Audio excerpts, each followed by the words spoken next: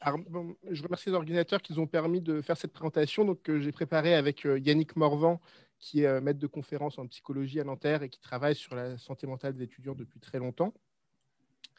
Donc, l'idée, c'est de faire un peu un état des lieux de la situation.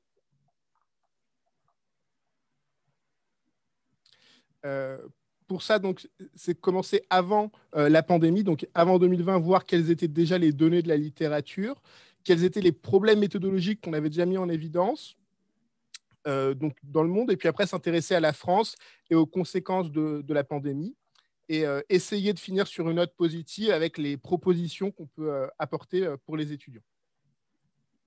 Donc, avant 2020, il y a déjà un certain nombre d'études. Alors, je vais présenter, donc ça, c'est une méta-analyse de 2020 dans les pays peu ou moyennement développés, où ils avaient déjà plus d'une vingtaine d'études et ils retrouvaient autour de 24% de symptômes dépressifs chez les étudiants. Et comme vous pouvez voir sur la droite, au niveau des échelles, c'était très varié et très hétérogène. Alors, je distingue les étudiants des étudiants en médecine, pas seulement par nombrilisme, mais aussi parce qu'il y a beaucoup plus de travaux chez les étudiants en médecine que sur les autres étudiants. La méta-analyse qui avait fait beaucoup de bruit, c'était celle de Rothenstein en 2016, puisqu'il avait analysé 195 études sur les étudiants en médecine, notamment avant l'internat, et retrouvait la présence de ce qu'il appelait dépression ou symptômes dépressifs de 27% et 11% d'idées suicidaires. La même année, il y avait eu aussi une méta-analyse sur les internes, où il retrouvait un peu plus, autour de 29% de symptômes dépressifs, mais quand même sur 54 études. Donc on voit qu'il y a quand même énormément d'études sur les étudiants en médecine. L'autre grand avantage de ces méta-analyses, et notamment celles de Rothenstein qui ont été bien faites, c'était de mettre en évidence les problèmes méthodologiques. Notamment, Rothenstein a classé les études en fonction de l'échelle utilisée, et il y en avait beaucoup, mais également du seuil utilisé. Et donc, ce que vous voyez, par exemple, pour le PHQ-9, c'est qu'il y a 4 seuils différents utilisés, supérieur ou égal à 5, supérieur ou égal à 9, supérieur ou égal à 10 et supérieur strict à 10. De même, pour la HADS, on voit la fin en haut, il y a 4 ou 5 seuils utilisés. Donc, mesurer, donc c'est compliqué quand on a des seuils différents, des échelles différentes et des périodes de temps étudiées différentes, d'essayer de faire un peu une comparaison et un lien de ce qu'il y a au niveau international. Et pour aller plus loin, donc ça c'est Ecofrid, dont Yannick Morvan est un grand admirateur, qui avait recensé dans un article en 2017 plus de 280 outils différents pour mesurer la dépression. Et en se focalisant sur les échelles les plus utilisées, il avait constaté qu'il y avait seulement 12% des symptômes qui étaient communs en cette échelle. D'où un peu la métaphore du thermomètre, c'est-à-dire qu'on mesure des choses différentes avec des échelles différentes pour après essayer d'en tirer un tout cohérent. Donc, ça devient très compliqué à faire. Et donc, dans un article là, qui vient de paraître, ce qu'on dit, c'est qu'il faut faire attention déjà aux termes utilisés. Est-ce qu'on parle de dépression, de symptômes dépressifs, d'épisodes dépressifs majeurs, notamment la HAD qui est très utilisée, notamment dans l'enquête Covid-Prev.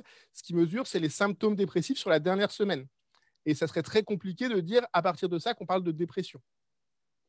La question du seuil, pour les étudiants en médecine, il y avait une enquête donc, faite en 2017 par les associations étudiantes. Ils avaient utilisé la HAD avec un seuil de 7. Quand ils ont refait une enquête pendant la pandémie, ils ont utilisé un seuil de 10. Donc, même chose, il faut faire attention. La période de temps étudiée, je pense notamment au PHQ-9, qui normalement est sur les 2 dernières semaines, mais en fonction des études, ça varie entre une semaine et un mois. Et enfin, la question du taux de réponse. Et ça, on y reviendra un peu plus tard sur les études pendant la pandémie, parce que si on a un taux de réponse trop faible, c'est compliqué de dire que notre échantillon est représentatif. Donc, une fois qu'on a ça, la question, c'est, là, j'ai beaucoup parlé de la dépression, mais il n'y a pas que la dépression. Et les Canadiens, qui, avec les Australiens, sont quand même à la pointe de tout ce qui est santé mentale des jeunes et des étudiants, avaient fait une enquête en 2016 où ils ont interrogé plus de 43 000 étudiants. Et en fait, ils leur ont demandé, est-ce que vous avez eu un diagnostic de trouble psychiatrique posé par un professionnel de santé sur la dernière année? Donc, c'est vraiment nouveau diagnostic. On était quand même à 0,4% pour la schizophrénie et à plus de 1% pour ce qui est trouble bipolaire, trouble du comportement alimentaire et plus de 2% pour les TOC. Donc, certes, la dépression est beaucoup plus fréquente, mais il ne faut pas oublier non plus les autres pathologies qui touchent un nombre non négligeable d'étudiants. Qu'en est-il de la situation en France? Alors là, on a moins de données. Et avant la pandémie, il y avait eu quelques études locales, notamment chez les étudiants en première année, mais une seule étude nationale, c'est l'enquête de l'Observatoire de la vie étudiante de 2016, où ils avaient envoyé un mail à 100 000 étudiants, un échantillon représentatif dans toute la France. Ils avaient obtenu près de 19 000 réponses, donc un taux de réponse qui est assez habituel pour ce genre d'études en ligne et qui est correct. Et l'autre intérêt, c'est qu'ils avaient utilisé pour le diagnostic d'épisodes dépressifs caractérisés le CDSF, qui est un questionnaire donc, mis au point par l'OMS initialement, et qui est intéressant dans la mesure où il est aussi utilisé par le baromètre santé des Français. Donc, on revient sur la question méthodologie. En termes de comparaison, on peut comparer à la population générale française parce qu'ils ont utilisé le même questionnaire et qu'il n'y a pas de question de seuil dans ce questionnaire. Ce qu'on retrouvait avec cette enquête, c'est environ 15% d'épisodes dépressifs caractérisés donc, sur la dernière année et 8,4% d'idées suicidaires. Donc, on a également regardé quels étaient les facteurs de risque de dépression qui ressortent. Et ce sont donc le sexe féminin, les difficultés financières ressenties et certaines spécialités qui sont un peu plus à risque, les étudiants en médecine, les étudiants en lettres et sciences humaines et sociales, et les étudiants en droit et en économie. Donc ça, c'est les données avant la pandémie. On a pu donc comparer la population générale et voir que les étudiants qui sont en bleu sont plus déprimés que les 18-24 ans de la population générale en orange et que la population générale tout court en gris. Et ce qu'on constate, donc, c'est qu'il y a plus de dépression chez les femmes que chez les hommes, mais que chez les étudiants hommes sont quand même beaucoup plus déprimés que les hommes de la population générale.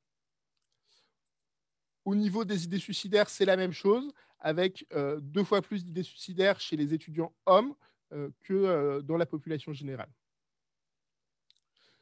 Donc, voilà, avant la pandémie, il y avait quand même déjà des symptômes très importants chez les étudiants. Et malheureusement, c'est vrai que ce n'était pas trop abordé à l'époque. Donc, avec la pandémie, tout le monde s'est dit ça va être catastrophique. Alors, les premières données qu'on a, donc ça, c'est une étude britannique qui va jusqu'en septembre 2020, où en fait, c'est une étude épidémiologique, donc incidence de diagnostic de dépression, troubles anxieux, prescription d'antidépresseurs, de benzodiazépines et d'épisodes auto-agressifs. Ce qui constate, c'est qu'il y a eu donc une chute observée pendant le confinement qu'ils ont eu en Grande-Bretagne, avec une réaugmentation après le confinement, mais sans explosion. Donc, ce qu'ils disent, c'est que voilà, jusqu'à septembre 2020, en tout cas, l'explosion dont certains pensaient qu'elle aurait lieu n'a pas eu lieu au niveau des données épidémiologiques, en tout cas, qu'ils ont obtenues en Grande-Bretagne. Ce qui est intéressant aussi, c'est qu'ils ont stratifié par tranche d'âge et qu'ils constatent qu'il n'y a pas de modification en termes de rapport entre les différentes tranches d'âge. Mais ce qu'on peut voir quand même au niveau des diagnostics de dépression et d'anxiété, c'est que la courbe en rouge, c'est les 18-44 ans. Donc, aussi la population qui nous intéresse, mais assez large. Au niveau français, pour le coup, on est plutôt bien lotis avec l'enquête Coviprev, une enquête faite par Santé publique France qui interroge toutes les X semaines environ 5000 personnes et leur fait passer un certain nombre d'échelles, dont l'échelle HAD pour anxiété et dépression. C'est les 2 courbes que vous voyez en bas. Et on a l'impression que les symptômes sont stables quand on voit ça, stables dans le temps. Alors, je dis impression parce que donc j'ai repris les données juste sur les tranches d'âge qui nous intéressent, donc les 18-24 et les 25-34 ans. Donc, vous voyez, les 18-24, c'est en bleu. On part de 16% de symptômes dépressifs fin mars. On monte à près de 30% fin avril pour redescendre à 6% fin août et remonter à plus de 30% fin novembre. Donc, des variations quand même très importantes, d'un facteur 5 au cours du temps, mais qui sont, entre guillemets, normales dans la mesure où la HAD, encore une fois, c'est les symptômes dépressifs sur les derniers jours. J'insiste sur la période de mai, parce qu'on constate qu'on part de très haut en mai avant de redescendre fin mai à 12% en termes de symptômes. Et il y a une autre étude qui vient de sortir, qui est faite cette fois par l'INSERM, et en lien avec l'adresse et également Santé publique France. C'est l'étude EPICOV, où donc c'est sur tout le mois de mai, ils ont obtenu des réponses de 14 000 sujets et ils leur ont fait passer le PHQ-9 parce que c'est dans le cadre d'une enquête européenne où vous avez utilisé le PHQ8 ou le PHQ9 en 2014 et en 2019. Et donc là, ils comparent. Donc, j'ai encadré en rouge la tranche d'âge qui vous intéresse le plus, donc les 15 à 24 ans. Et ce que je voudrais quand même insister sur déjà le doublement entre 2014 et 2019, puisqu'on passe de moins de 5% à plus de 10% dans cette tranche d'âge en termes de syndrome dépressif évalué avec le PHQ9. Et ça double encore pour passer à plus de 20% avec l'enquête EPICOV sur mai 2020. Si on regarde tout âge confondu, donc juste à gauche, on voit qu'il y a aussi une augmentation, mais qui est quand même moins importante. Donc, avec cette enquête, on a quand même une spécificité sur les 15-24 ans d'une augmentation plus importante du syndrome dépressif, mais une augmentation qui a commencé bien avant, puisque déjà en 2019, donc avant la pandémie, ça avait doublé par rapport à 2014. Après, on peut l'interpréter de différentes manières. On peut dire, est-ce que c'est les gens qui s'autorisent plus à dire qu'ils sont, à reconnaître qu'ils sont déprimés, ou est-ce que c'est qu'il y a déjà eu une augmentation très importante liée à d'autres facteurs sur cette période de temps? Dernière étude parue dans JAMA Network sur le premier confinement. Ils ont envoyé un mail à 1,4 million d'étudiants, donc en passant par le ministère de l'enseignement supérieur, et ils ont obtenu 69 000 réponses. Alors, eux, ils ont utilisé la BDI, donc l'échelle de Beck, avec un score qui correspond à une dépression sévère, et ils retrouvent 16% de dépression sévère dans leur échantillon. Et 11% d'idées suicidaires, mais, et c'est là où je reviens à la partie méthodo, le taux de réponse est de 4%, et quand on regarde les caractéristiques de leur population, elle ne correspond pas à la population générale des étudiants. Donc, c'est une étude intéressante dans la mesure où il y a quand même 69 000 étudiants, ce qui est énorme, mais il est difficile d'extrapoler ces résultats à la population générale parce que leur échantillon n'est pas représentatif. Donc, pour résumer un peu ces données épidémiologiques, avant 2020, on avait environ 30% d'étudiants qui avaient des symptômes dépressifs dans le monde. Au niveau de l'enquête nationale française, on avait 15% d'étudiants avec un épisode dépressif caractérisé sur la dernière année et 8,5% qui avaient des idées suicidaires. Pour les données de la pandémie, si on prend l'échelle de l'étude de Santé publique France, on voit qu'il y a quand même une grande variabilité de la prévalence des symptômes si on regarde la HAD. Mais ce qu'on constate et ce que le professeur Nemat a dit, c'est que on a quand même l'impression qu'il y a plus de jeunes en souffrance clinique qu'on voit à l'hôpital ou dans notre entourage. Mais disons que c'est difficile d'avoir des données statistiques épidémiologiques pour ce phénomène parce que c'est trop récent. En fait. Maintenant, si on essaye d'être positif, est-ce qu'on peut leur proposer quelque chose à ces étudiants? Donc, si on regarde un peu dans le monde ce qu'il il y a beaucoup de choses. Donc ça, c'est nos revues systématiques de la littérature de 2019, où ils retrouvent 62 articles. Alors l'idée, c'est pas d'entrer dans les détails, c'est juste de dire, d'abord, il y a beaucoup de types d'interventions qui existent, en termes de TCC ou autres, que ça ne s'adresse pas forcément à la même population. Vous voyez des groupes de prévention universelle, d'autres centrés sur un groupe d'individus. Il y a des modes de passation différents, par groupe, en ligne, tout seul. Donc voilà, il y a une offre très riche qui existe et qui a été mise en place dans un certain nombre d'universités, notamment aux États-Unis. Mais la question, c'est est-ce que ça marche? Et là, la réponse est un peu moins bonne. Donc ça, c'est une méta-analyse parue cette année où ils ont recensé donc 84 études pour voir si ça fonctionnait. Alors, dans l'ensemble, ils disent les études retrouvent un résultat positif. Mais quand on évalue le risque de biais de ces études, on voit qu'il est élevé parce que c'est des petits effectifs, il n'y a pas forcément de groupe contrôle, et surtout, c'est aussi sur du court terme. C'est-à-dire que la plupart des études, elles regardent est-ce qu'un mois après l'intervention, l'étudiant va mieux, mais les rares études qu'on regardait sur le long terme, à 6 mois, ils ne retrouvaient plus d'efficacité de ces interventions ciblées. Mais tout n'est pas perdu. Il y a d'autres types d'interventions, notamment les interventions institutionnelles. Et c'est ce qui a eu lieu à l'Université de Saint-Louis, l'Université de médecine de Saint-Louis. Qu'est-ce qu'ils ont fait? Ils ont dit, on avait un système de classement, on le supprime parce que ça met trop de stress, et on fait juste passage-redoublement. on diminue la quantité, le nombre d'heures de cours, on diminue la quantité de détails à apprendre, on leur met en place d'autres cours transversaux et on met en place une option de dépistage de la dépression et de l'anxiété chez les étudiants. Donc, c'est vraiment une volonté de l'institution de changer pour améliorer le bien-être des étudiants.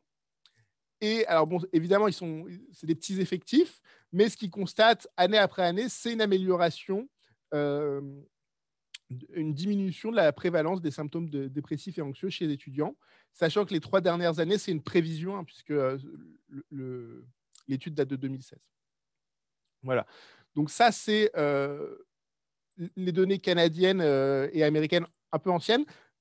En octobre 2020, le Canada a une commission qui s'appelle la Commission santé mentale et ils ont fait une norme nationale sur la santé mentale et le bien-être pour les étudiants du post-secondaire. Formulation québécoise, hein, j'ai repris tel quel, et qui est disponible gratuitement en ligne. Et donc, dans l'idée, c'est que les universités mettent en place des programmes pour le bien-être de leurs étudiants en disant que ce qui est important, c'est premièrement d'avoir des données épidémiologiques, de les publier et de faire des évaluations régulières de leurs pratiques pour voir ce qu'ils peuvent améliorer. Donc, maintenant qu'on a vu à l'international, qu'en est-il en France?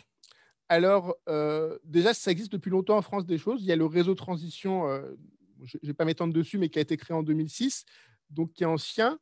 Et 2006, c'est une année importante parce que c'est aussi l'année de la création du bureau d'interface professeur-étudiant à Paris 6, qui avait été créé à l'époque notamment par le docteur Donata Mara, qui est le soutien d'aide pour les étudiants, alors initialement les étudiants en médecine, puis après tous les étudiants en santé.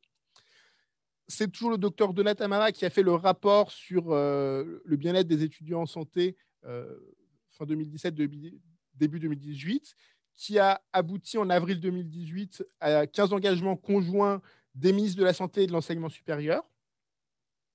Et en parallèle, le ministre de la Santé de l'époque avait fait une feuille de route santé mentale et psychiatrie en juin 2018.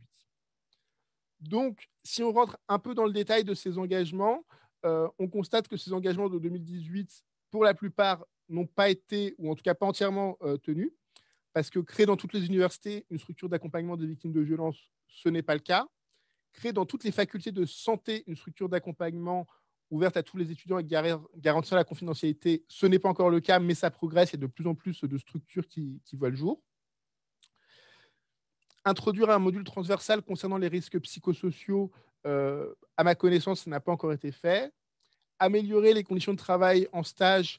Les dernières enquêtes de la NEMF et de l'ISNI pour les étudiants en médecine montrent que ce n'est pas le cas. Et créer un centre national d'appui. Il a été créé en 2019. Il a été actuellement présidé par le docteur Donata Mara, qui interviendra lors de la table ronde en fin de matinée. Donc, voilà, il y avait des engagements qui datent maintenant d'il y a à peu près 3 ans et dont la plupart n'ont pas encore été tenus. Après, donc, il y avait la feuille de route santé mentale et psychiatrie. Même chose, en juin 2018. Ils ont sorti un bilan en janvier 2021. Alors, je ne reviens pas sur toutes les actions, mais plus sur celles qui nous intéressent. Donc, former les étudiants au premier secours en santé mentale. Donc, je sais qu'on a une présentation tout à l'heure sur le sujet. Au 1er décembre 2020, 14 formateurs universitaires, 150 étudiants formés dans 6 régions. Voilà, ça reste très limité. Alors, ils avaient une autre expérimentation qui s'appelait Écoutez-moi, pour repérage et prise en charge de la souffrance psychique chez les jeunes de 11 à 21 ans.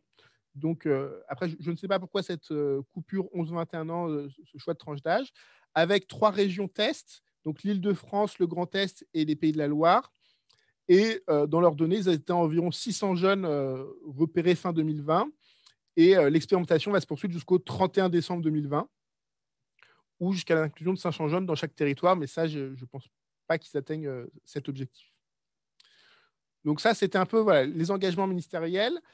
Qu'est-ce qu'on a d'autre comme données? On a le rapport de Nightline, qui est une association qui fait une ligne téléphonique de soutien pour les étudiants par les étudiants, présente dans 4 villes en France. Et dans leur rapport publié donc, en novembre, ils disaient les recommandations internationales, c'est un équivalent temps plein de psychologue pour 1500 étudiants. En France, on est à 1 pour 30 000. Alors, donc, le problème, c'est qu'en France, c'est compliqué de mesurer ça parce que il n'y a pas que les services de santé universitaires, il y a aussi les BAPU, les bureaux d'aide psychologique universitaires, qui existent, mais pas dans toutes les villes. Il y a les centres médico-psychologiques, puisque les étudiants sont des adultes, donc peuvent dépendre aussi de leur CMP. Et il y a d'autres structures, les points d'accueil écoute jeunes, les maisons des adolescents, dont certaines vont jusqu'à 25 ans, des espaces santé jeunes. Et donc, il y a aussi ces lignes téléphoniques tenues par des bénévoles. Ça, c'est pour les étudiants tout venant. Pour les étudiants en santé, donc, il y a le Centre national d'appui qui existe depuis environ 2 ans. Il y a aussi des structures mises en place par les associations d'internes, les SES internes de soutien psychologique. Donc, il y a la SES SIHP, SES Strasbourg, il y en a d'autres. Et les structures d'accompagnement dans certaines universités. Donc, il y a le BIP à Paris 6 qui est devenu Sorbonne Université. Il y a Barème à Lille, Comines à Poitiers. Donc, il y a différentes structures qui existent et qui sont là en plus pour les étudiants. Après, le professeur Krebs parlait du chèque psy étudiant. Sauf que quand on regarde les détails, il faut que l'étudiant contacte un médecin généraliste du service de santé des universités qui lui donne après la liste des psychologues qui ont accepté le défi pour qu'il y ait accès. Sauf que les psychologues qui ont accepté le défi, ils ne sont pas nombreux parce que c'est payé 30 € la séance de 45 minutes. Et beaucoup de psychologues et les syndicats de psychologues ont estimé que c'était scandaleux de faire un tarif aussi bas. Et de faire aussi en sorte que les psychologues ne sont toujours pas remboursés par la sécurité sociale, alors qu'il y a une expérimentation dans certains départements pour rembourser 12 séances de psychologues pour les jeunes et qui a montré une grande efficacité. Que dans la plupart des autres pays, les mutuelles remboursent les psychologues. Donc, pour résumer, au niveau positif, il y a beaucoup d'interventions qui sont possibles dans le monde, notamment les actions institutionnelles qui fonctionnent et qui montrent une efficacité sur le long terme. Il peut y avoir des programmes plus ciblés pour les étudiants ou pour les jeunes de manière globale, avec des organismes mis en place. Les Australiens, avec McGorry, ont montré beaucoup ça. Donc, en France, on a le réseau Transition. Mais pour ce qui est des étudiants, malgré plusieurs études, les autorités ont mis un peu de temps à se rendre compte qu'il y avait un vrai problème qui datait d'avant la pandémie. Je rappelle quand même, c'est 15% des étudiants avec un épisode dépressif caractérisé au cours de la dernière année en 2016.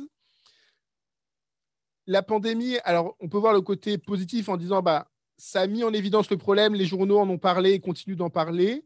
Mais ce qu'on constate, c'est qu'en termes de moyens financiers pour le moment, il y en a peu qui ont été débloqués et ce n'est pas sur le long terme. Voilà. Et pour conclure, la santé mentale des étudiants doit s'inscrire dans un cadre plus global, donc en lien avec l'université, avec les services de psychiatrie, mais aussi en lien avec l'ensemble de la société, puisque les étudiants s'inscrivent dans la société. Et je vous remercie pour votre attention. Merci beaucoup pour cette très belle présentation, très pédagogique et apportant plusieurs informations. Je ne sais pas s'il y a des questions, mais je voudrais vous poser la première question concernant… alors, juste avant la question, c'est que vous avez totalement raison, l'échec psy étudiant, la mise en place est un peu complexe parce que l'étudiant doit d'abord voir le médecin de service de santé universitaire, aller voir le psychologue à peu près 2-3 fois, puis revoir le médecin, puis de nouveau aller voir 3 fois. C'est-à-dire au total, c'est 6 séances avec 2 temps de consultation qui rend complexe quand même l'application. Et c'est vrai. Alors, la question qui se pose ici, à votre avis, ce sont les facteurs qui participent à cette situation de souffrance pour les étudiants. Particulièrement parmi ces facteurs, vous avez démontré la diminution des symptômes, particulièrement au mois de mai. Est-ce qu'il y a un aspect saisonnier, par exemple? Et après, il y a les autres facteurs comme fracture numérique, comme précarité, etc. Et comment faire la part de ces facteurs dans la survenue d'une dépression? Merci pour votre question. Je pense que la saisonnalité dans les troubles de l'humeur, elle est connue. Je pense que le vrai problème, là, c'est surtout que c'est une échelle de dépistage d'une semaine à l'autre et qu'en fonction des annonces gouvernementales, des annonces dans les médias, ça peut influencer sur leur dit bah, vous allez retrouver votre liberté, ça va aller mieux. Et c'est pour ça, je pense que en fin août, on était à 6%. Il faisait beau, c'était les vacances. On pensait qu'il n'y aurait plus de restrictions. Donc, c'est sûr que les étudiants allaient mieux. Après, sur les facteurs de risque, vous parliez de la précarité. Je pense que c'est en effet très important parce que donc, déjà, dans les études au niveau international, ça ressort, hein, la précarité financière. Et ce qui s'est passé avec la crise, c'est plus de jobs étudiants, des familles qui ont perdu leur emploi, qui sont au chômage, donc qui ne peuvent plus aider leurs enfants non plus. Et aussi, à un moment, la fermeture de tout ce qui était resto universitaire, qui a donné des repas pas chers aux étudiants. Et c'est vrai que le hashtag étudiant fantôme ou même les associations d'étudiantes, ils disent mais les étudiants meurent de faim, ils n'ont plus d'argent, ils sont cloîtrés dans leur chambre. Donc évidemment, ils ne peuvent pas aller bien dans ces conditions. Et quand le gouvernement a dit on met en place les repas à 1 euro au Crous qui vont rouvrir, les syndicats d'étudiants ont dit bah, nous on était pour, sauf que le retour qu'on a de nos étudiants, c'est que c'est des demi-portions et que c'est plus suffisant au niveau nutritif pour ça. Donc ça, voilà, ça n'aide pas. L'autre point, c'est tout ce qui est isolement et solitude. Et c'est vrai que je ne l'ai pas détaillé dans cette présentation, mais il y a plusieurs pays qui avaient commencé à s'intéresser à la question de la solitude, qui ont mis en place des secrétaires d'État pour lutter contre la solitude. Et quand ils ont fait ça, au début, ils pensaient que ça concernait que les personnes âgées, mais ils se sont rendus compte que ça concernait les étudiants. Et déjà, avant la crise, il y avait, en fonction des études, entre 10 et 30% des étudiants qui se plaignaient de solitude au sens de pas assez d'interaction sociale, en fait. Et avec la pandémie, bah, c'est ce qui ressort. Et c'est ce que les étudiants disent, c'est on ne peut plus voir nos amis. Pour ceux qui ont cours, on a cours en visio toute la journée. Après, c'est le couvre-feu, donc on ne peut plus sortir. Et donc, il y a cet isolement social que les réseaux sociaux ne peuvent pas combler, bien sûr. D'autant plus que dans le côté isolement, il y a aussi l'absence de contact physique. Et il y a un certain nombre d'études qui montrent l'importance du contact physique, notamment chez les jeunes, notamment dans les relations sociales, qui, s'il n'est pas suffisant, va augmenter l'axe du stress, va entraîner d'autres perturbations au niveau biologique. Merci de votre réponse. Est-ce qu'il y a des questions? Moi, j'avais une question éventuellement. Tu es passé rapidement sur, Ariane, d'abord, enfin, merci, c'était extrêmement informatif et je te remercie vraiment de nous donner toutes ces informations parce que c'est un domaine qui change chaque jour et ça nous éclaire quand même beaucoup. J'étais très intéressée sur ce que tu as mentionné assez rapidement. En termes de mesures pédagogiques mises en place par l'Université de Saint-Louis. Alors, bien sûr, arrêter de faire des classements, mais cette question de communauté d'apprentissage, qu'est-ce que c'est exactement et pourquoi on ne prend pas le pas? Parce qu'effectivement, dans une situation telle qu'elle est aujourd'hui, on se dit que certes, réunir beaucoup d'étudiants dans un amphi, c'est très compliqué, mais que cette question de communauté d'apprentissage permettrait de retrouver un certain lien. Est-ce que tu peux nous en dire un petit peu plus? Alors, pas beaucoup plus, mais c'est vrai que c'est aussi une autre mentalité anglo-saxonne où ils ont beaucoup plus développé le mentorat et pas seulement chez les plus jeunes, en fait. Ils mettent ça en place notamment chez les internes avec les externes, mais les internes entre eux, transversal avec différentes spécialités. Et ce qu'ils constatent, c'est non seulement une efficacité pour les étudiants mentorés, mais également pour les mentors qui en ressortent une satisfaction qui n'est pas forcément présente à l'hôpital parce qu'il y a trop de travail, parce que voilà, il y a les problèmes de violence à l'hôpital. D'où l'intérêt, en effet, de développer ces modules transversaux, ces groupes, en fait. Et c'est vrai que, par exemple, à Paris 6, puisque c'est mon université, le BIP avait fait des... Non, quand j'étais jeune. Ah, pardon. Quand j'étais étudiant, j'étais à Paris 6. Je rappelle que tu fais partie de l'Université de Paris, qui est ex-Paris 5. Voilà, mais juste depuis 2018. Et donc, à Paris 6, donc, il y avait ces groupes et c'était des fois, c'était plusieurs promotions confondues. Et donc, ça permettait de faire du lien aussi. Parce qu'en plus, à Paris 6, on était des promos de 330. Donc, déjà, on ne connaissait pas tout le monde au sein de notre promotion. En plus, ça permettait de mélanger les promotions. Et avec des modules transversaux, c'était apprendre à apprendre, gestion du stress ou des choses comme ça. C'est pas cher, hein. Oui, et puis je pense que aussi sur la question de réduire la quantité de détails enseignés, donc ça, c'est justement les échos que j'ai eu des jeunes des étudiants en médecine de l'Université de Paris avec la fusion, où malheureusement, quand ils ont fusionné, ils ont fusionné les deux universités, Paris 5 et Paris 7, et tous les professeurs n'ont pas joué le jeu. Voilà, certains professeurs n'ont pas réduit leur quantité de détails, et donc des fois, ils ont 2 fois plus de travail, notamment pour les étudiants en deuxième année qui sont un peu sous l'eau.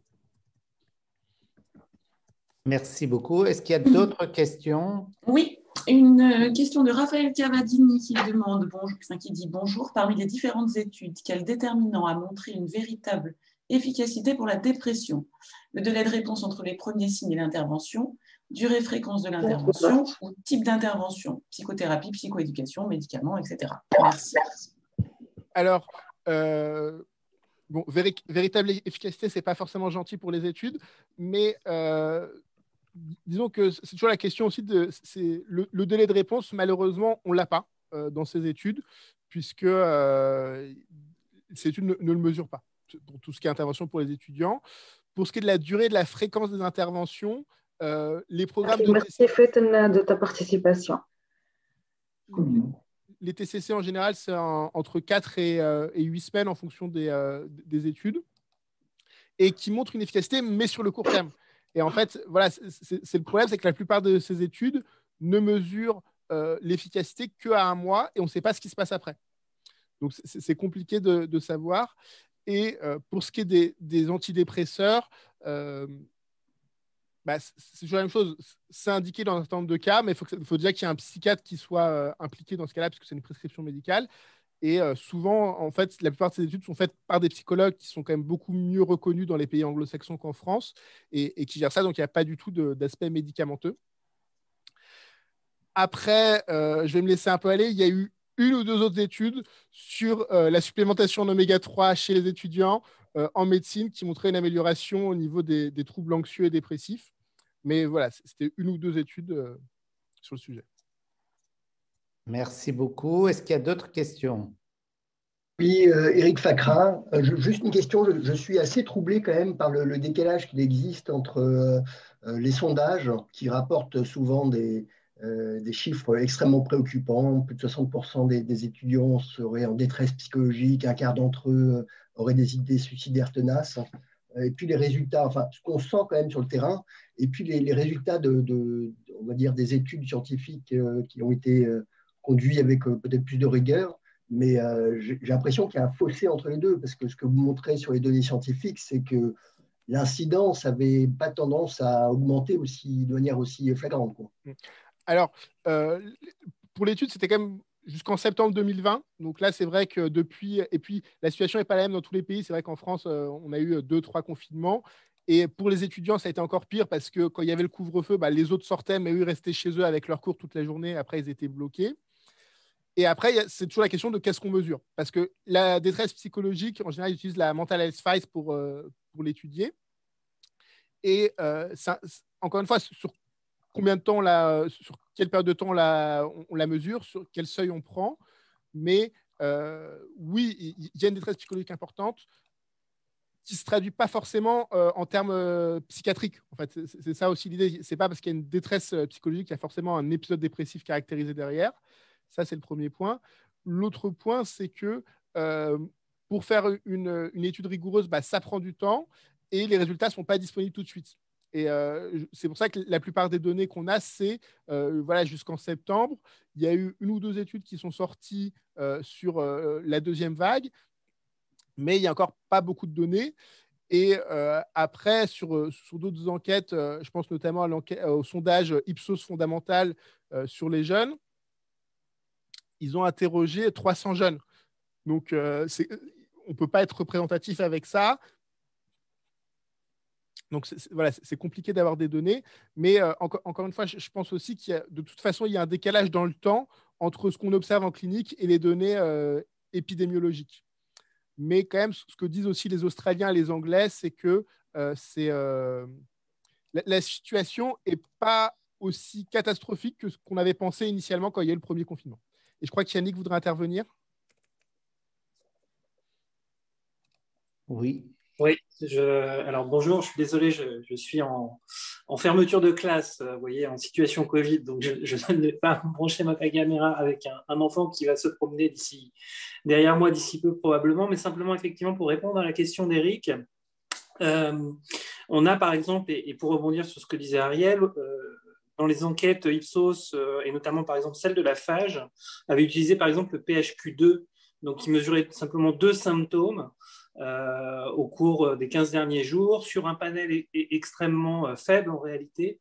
Alors même si le panel est constitué de manière représentative, ça représente peu de jeunes, donc c'est difficile de les comparer avec des grosses études à plus de 20 000 par exemple. Et il y a aussi une utilisation un petit peu, et c'est ça qui est toujours difficile, de différence entre une communication scientifique et une communication qui est un peu plus militante et politique, dont on comprend aussi l'objectif. Et d'ailleurs, c'est assez impressionnant de voir qu'avec la pandémie, beaucoup de gens s'intéressent maintenant à la santé des étudiants et c'est une bonne chose. Mais effectivement, il faut faire le distinguo entre des prévalences obtenues avec des outils sur des petites cohortes d'étudiants versus des enquêtes beaucoup plus larges et beaucoup plus représentatives qui sont plus longues à mener et plus complexes. Merci beaucoup pour ces échanges. Et effectivement, il y a probablement aussi dans le fait que dans ces études, on n'évalue pas la capacité de faire face ou le coping des étudiants et que ça en soi, c'est important d'en tenir compte. Juste une dernière question. Vous avez, Ariel, est-ce que vous pouvez nous dire un mot? Il y a aussi sur les étudiants internationaux. Est-ce qu'il y a des données particulières vis-à-vis de ces étudiants? Parce que j'avais l'impression quand même que chez ces étudiants, il y a un peu plus d'anxiété, de dépression. Et puis, une dernière chose quand même, il y a la question de repas à 1 euro ou d'aller chercher des colis. Il y a la question de la dignité et de la fierté que certains étudiants, forcément, n'acceptent pas d'y aller et que ça aussi participe à la souffrance des étudiants. Alors, je ne sais pas, quel est votre…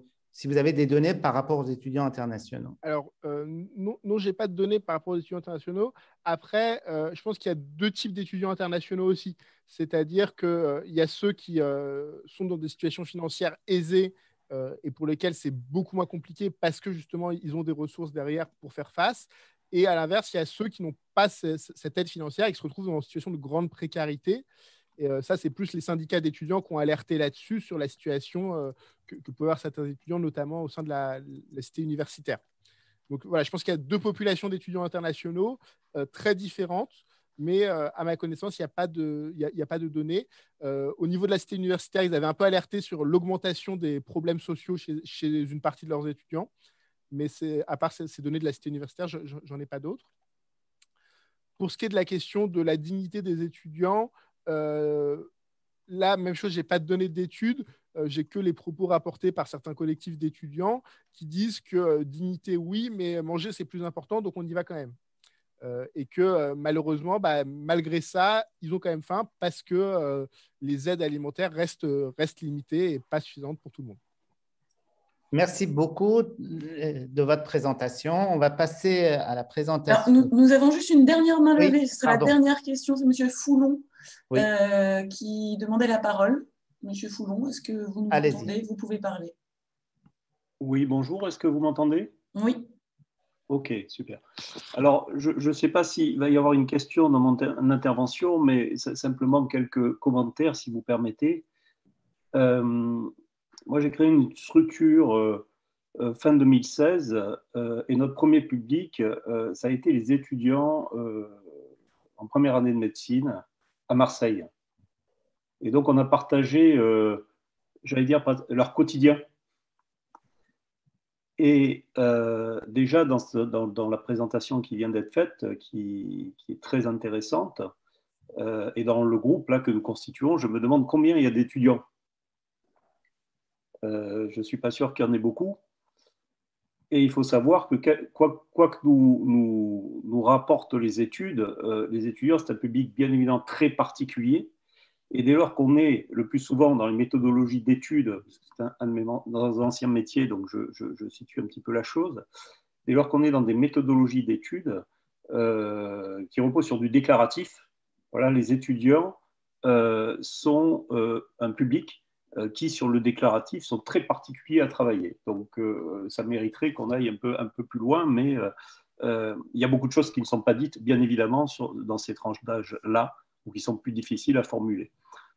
Depuis le début de la pandémie, on le sait, les risques psychosociaux, c'est à peu près 30% de la population globale. Je ne sais pas si ça a été détaillé à l'époque au niveau des étudiants, mais il s'est fait, je crois, une synthèse de 25 études à Londres sur des précédentes pandémies. Et les Chinois ont réalisé aussi une étude sur le début de ladite pandémie, Covid-19, et qui arrivait sensiblement au même résultat. Donc les chiffres que j'ai vus là, en fait, me paraissent tout à fait cohérents avec ça. Un point important aussi, c'est que, bien évidemment, on parle de santé mentale, puisque c'est l'objet du jour, notamment chez nous tous, et peut-être encore plus chez les étudiants, parce qu'ils sont dans des conditions d'études très particulières, la santé mentale et la santé physique sont bien évidemment intimement liées. Et puis, les deux derniers points que je voulais soulever, c'est que les modèles anglo-saxons, bien évidemment, sont toujours intéressants à investiguer, à regarder, parce qu'ils ont, sur certains sujets dans ces domaines-là, Pardon, pas mal d'avancées. est-ce que vous pouvez poser votre question? Ou du moins des façons de procéder.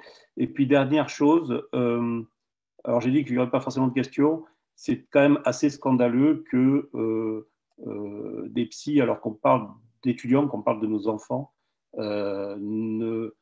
n'acceptent pas des accompagnements parce qu'on est sur une question de tarif. Voilà, c'est tout ce que je voulais dire. Je n'ai pas de questions particulières en plus. Merci. Merci à vous.